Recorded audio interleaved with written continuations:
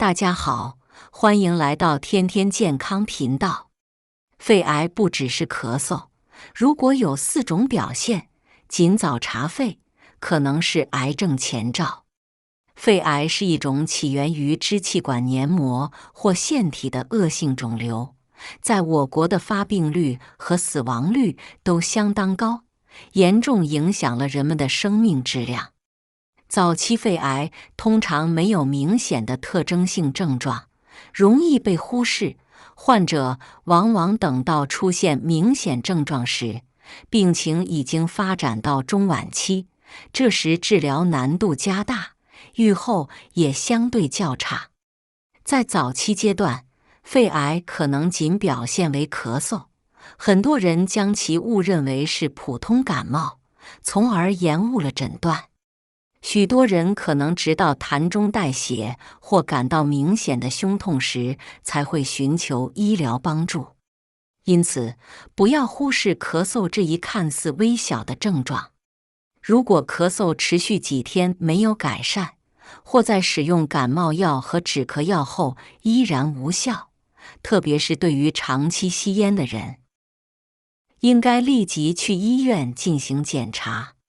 除了咳嗽，肺癌还有其他4种异常表现值得关注。如果出现这些症状，务必尽早检查肺部，切勿掉以轻心。这4种表现很可能是肺癌的前兆。1. 咳嗽和痰中带血。咳嗽是肺癌患者中最常见的症状之一，约有 55% 的早期肺癌患者会首先表现为咳嗽。这种咳嗽通常是持续性的干咳，患者可能会感到喉咙不适，甚至伴随有痰液的产生。值得注意的是，普通的止咳药往往难以有效控制这种咳嗽，这使得患者在日常生活中感到相当困扰。随着肺癌的进展，癌细胞可能侵入周围的毛细血管，这时血液就可能进入呼吸道。咳嗽时，患者会将含有血液的痰液咳出，从而出现痰中带血的现象。这种情况不仅让患者感到恐慌，也可能是疾病加重的信号。痰中带血或卡血是肺癌的重要症状之一，出血的情况可能在早晨醒来后更为明显，出血量从微量的血丝到大量的卡血都有可能。患者在发现痰中带血时，应特别注意，及时就医进行检查。早期识别这些症状对于肺癌的诊断和治疗至关重要。通过影像学检查和其他相关检测，医生能够更准确地评估患者的肺部状况，从而制定合适的治疗方案。对于有吸烟史或其他风险因素的个体，定期的肺部检查显得尤为重要，以便尽早发现潜在的健康问题。2. 呼吸困难与气急。呼吸困难是肺癌患者常见的症状之一，通常与肿瘤的生长和扩散密切相关。肿瘤的存在可能会压迫支气管黏膜，导致局部发生炎症反应，同时引起分泌物的增多。这些因素共同作用，往往会加剧患者的咳嗽，同时使得呼吸变得更加困难。患者在日常生活中可能会感到呼吸急促，甚至出现喘息的现象。为了满足身体对氧气的需求，患者往往需要进行深呼吸，这种情况在进行身体活动时尤为明显，尤其是在体力活动后，或在氧气供应不足的情况下，呼吸困难感会更加明显。气急的产生有时是由于肿瘤对气道的压迫，导致气道狭窄，进而影响气流的正常通过。此外，肺癌还可能引发肺部感染，这也会导致呼吸困难的加重。患者在此情况下，呼吸频率可能会加快，深度也会加深，严重时甚至会产生窒息感，给患者带来极大的不适和恐慌。在这种情况下，患者应及时就医，医生可能会通过影像学检查或其他相关检测，评估气道的状况，并根据具体情况制定相应的治疗方案。3. 胸痛与声音嘶哑。胸痛是肺癌患者中较为常见的症状之一，通常与肿瘤组织对肺部及其周围结构的侵犯有关。随着肿瘤的生长，它可能会引发局部的炎症反应，并对周围的神经产生压迫。患者可能会感受到胸部的疼痛，这种疼痛可以位于胸部的中央或一侧，疼痛的程度因人而异，从轻微的不适感到剧烈的疼痛都有可能。持续性的胸痛特别值得关注，它可能是肺癌进展的一个重要表现。癌细胞的扩散会刺激周围的神经纤维，导致患者在呼吸、咳嗽或体位变化时感到加重的疼痛。这种疼痛不仅影响患者的日常生活，还可能伴随焦虑和恐惧感，进而影响心理健康。另外，如果肿瘤压迫了喉返神经，患者可能会出现声音嘶哑的情况。这种声音的变化通常是肺癌晚期的一个重要信号，表明肿瘤可能已经影响到与声音产生相关的神经功能。声音嘶哑可能会伴随其他症状，如吞咽困难或喉咙不适，进一步影响患者的生活质量。4. 体重下降与乏力。肺癌患者常常会经历体重下降和乏力的症状。肿瘤生长过程中消耗了大量的营养物质和能量，导致患者的代谢紊乱。随着时间的推移，患者可能会发现自己在没有进行明显饮食或运动变化的情况下，体重却逐渐下降。此外，肿瘤细胞还可能分泌一些细胞因子，例如肿瘤坏死因子。这些因子会进一步加重乏力感，导致患者感到极度疲惫。乏力不仅影响患者的日常活动，还可能导致他们的生活质量显著下降。长期的营养不良和能量缺乏将使患者的全身状况逐渐恶化，增加了并发症的风险。除了体重下降和乏力，肺癌患者还可能伴随其他症状，如发热、胸闷和气短。这些症状可能是由肿瘤引起的感染、胸腔积液或肺功能受损所导致的。患者在经历这些症状时，可能会感到极度不适，影响到日常生活和心理状态。在疾病晚期，一些患者可能会出现更为严重的症状，包括面部和颈部水肿、声音嘶哑、明显的消瘦、持续的发热、贫血以及鞘膜积液等。这些症状不仅反映了疾病的进展，还提示患者的身体机能正在受到严重影响。因此，及时的医疗干预和综合治疗至关重要。肺结节等于肺癌吗？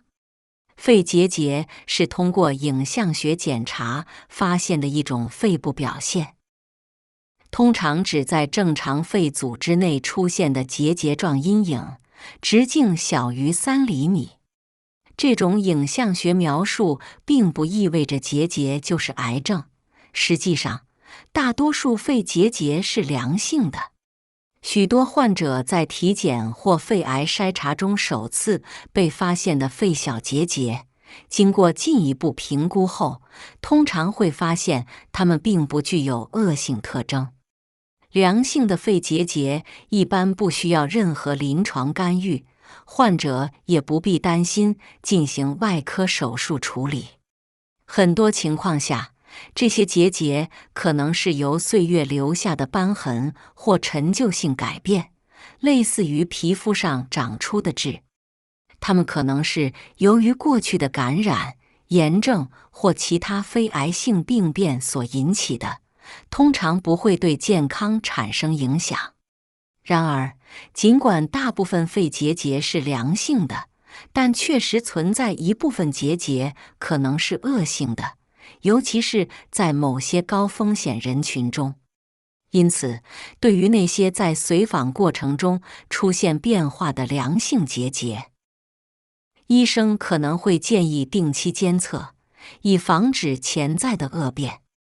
通过影像学随访，医生能够更好地评估结节的变化情况，及时发现任何异常。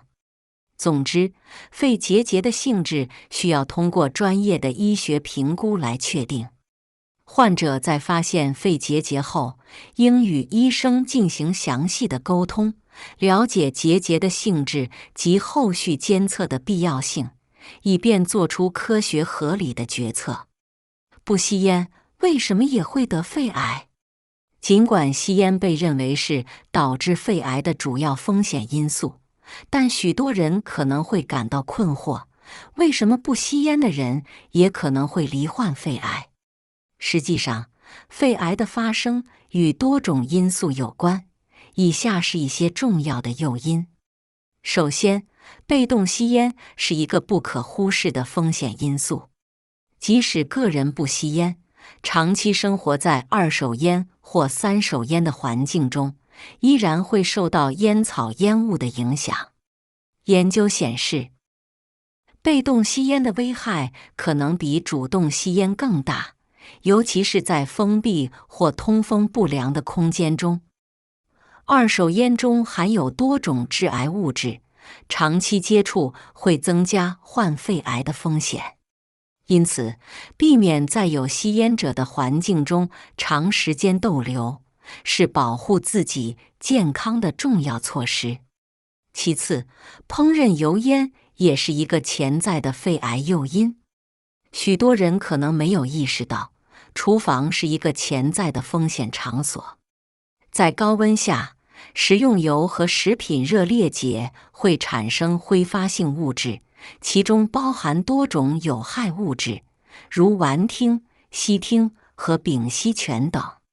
研究表明，厨房油烟中含有的致癌物质，包括苯并芘、挥发性亚硝胺和杂环胺类化合物，能够导致人体细胞突变。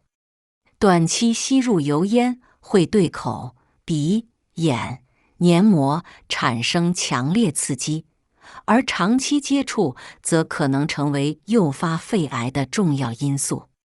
氡气的释放也是一个重要的环境因素。氡是一种放射性气体，当铀元素在土壤、岩石和水中分解时释放出来。虽然室外环境中的氡水平通常是安全的，但当氡被困在房屋或建筑物中时，可能会积聚到危险浓度。长期暴露于高浓度的氡气中，会增加肺癌的风险，尤其是在地下室或通风不良的空间中。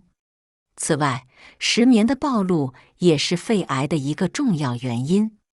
在某些工作环境中，如造船厂、矿井、纺织厂和磨坊，工人可能会接触到石棉，这会使他们患肺癌的风险增加2倍到3倍。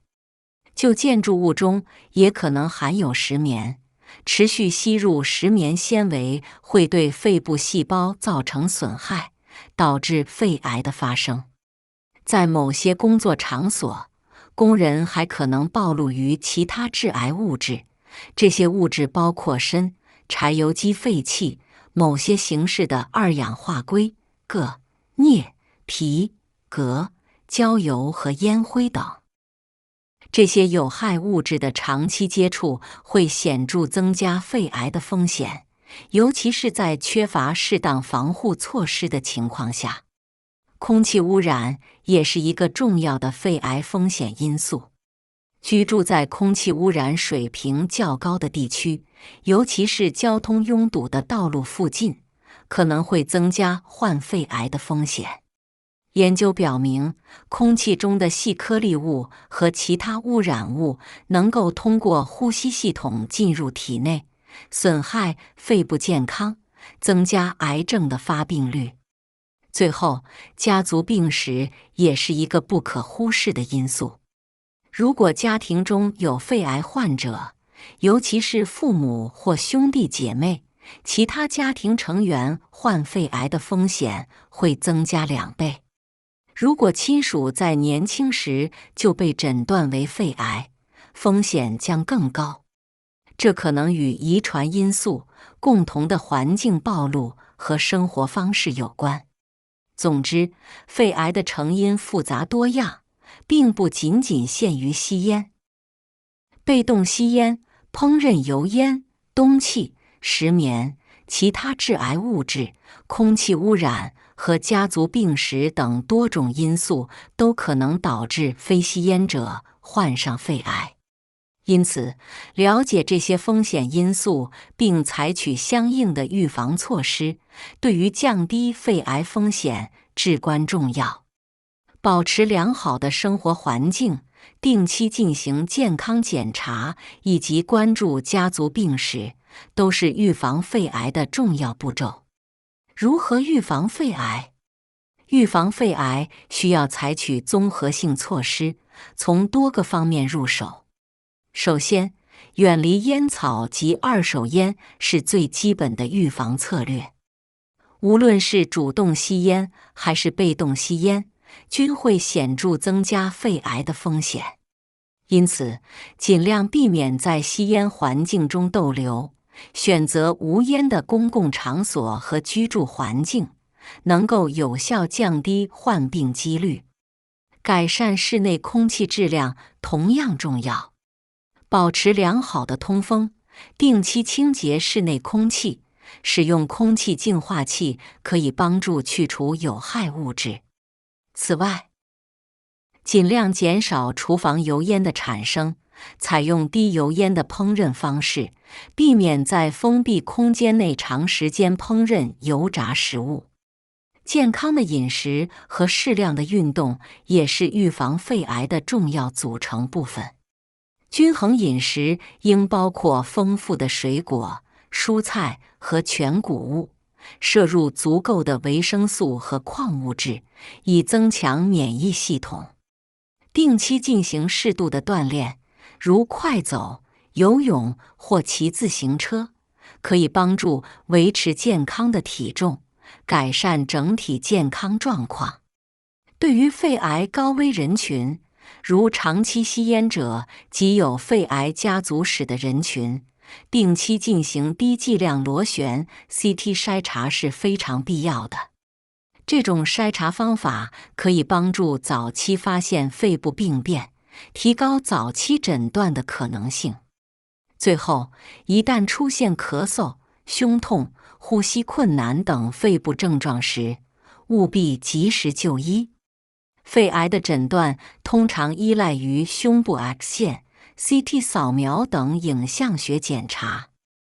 必要时还需进行纤维支气管镜检查或组织活检，以便获取准确的诊断结果。通过这些措施，可以有效降低肺癌的发生风险，促进健康生活。结语：在当今社会，健康生活方式的重要性愈发凸显。我们不仅需要关注潜在的健康风险，更要积极采取措施，维护自身的身体健康。通过均衡饮食、适度锻炼和保持良好的心理状态，我们可以有效降低患病风险，提升生活质量。同时，定期体检和关注身体的变化，能够帮助我们早期发现潜在问题，及时采取干预措施。此外，倡导健康的生活环境，远离烟草和污染源，是每个人的责任。我们应当共同努力，营造一个更健康的生活空间。通过关注自己和他人的健康，我们不仅是在保护自己，也是在为社会的整体健康贡献力量。感谢您收看天天健康频道，关注我们的频道，获取更多健康知识和实用建议，让我们一起迈向更健康的未来。请点赞并分享，让更多人加入到关注健康的行列中来。